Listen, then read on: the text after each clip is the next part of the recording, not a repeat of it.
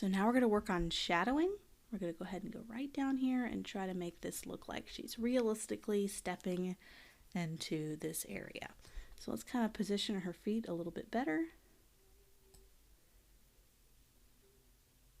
And if you look at the shadows, you can see how you have a shadow coming in here. So it looks like the light source is going to be coming from this direction.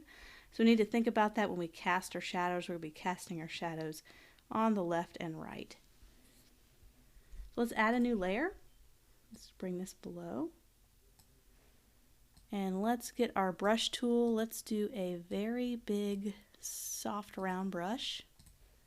We're just going to be painting on some shadows.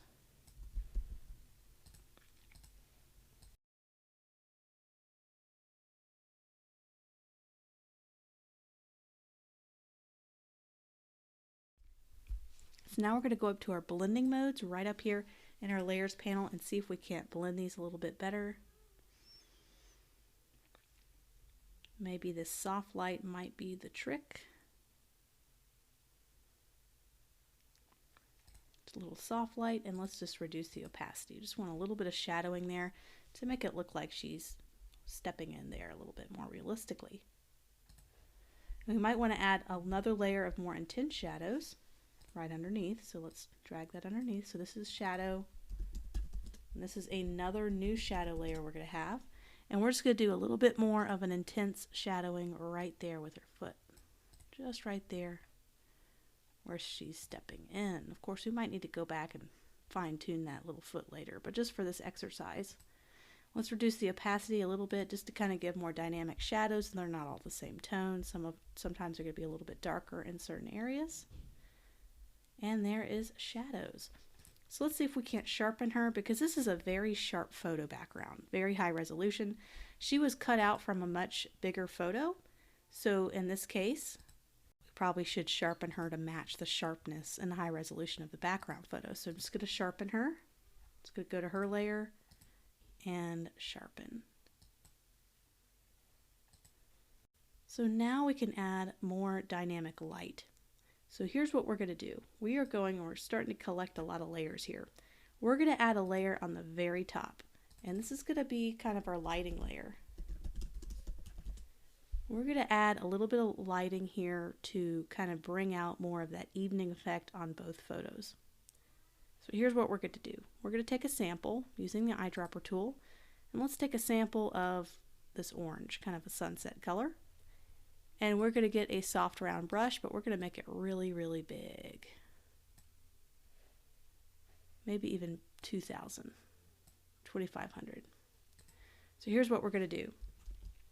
We're going to paste it right here. We're going to zoom out. The sun, it looks like from the shadow, now we know the sun is kind of coming from this direction. So let's do right here where the sun would be coming from.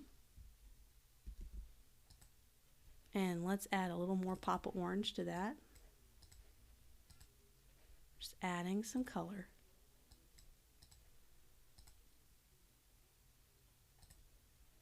So now we're going to use it looks like a total mess right now, but let's set this to a blending mode.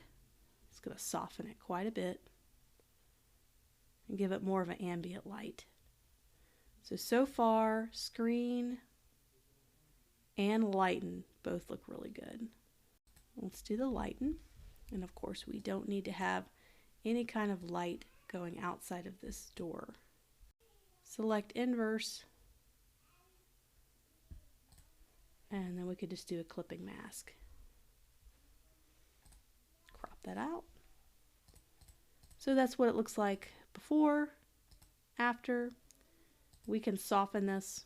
We don't need to do 100% opacity. Just ways to add a little bit more of that ambient light. This course is all about those fine little details, so let's add another layer of detail to this. We're going to create a new layer.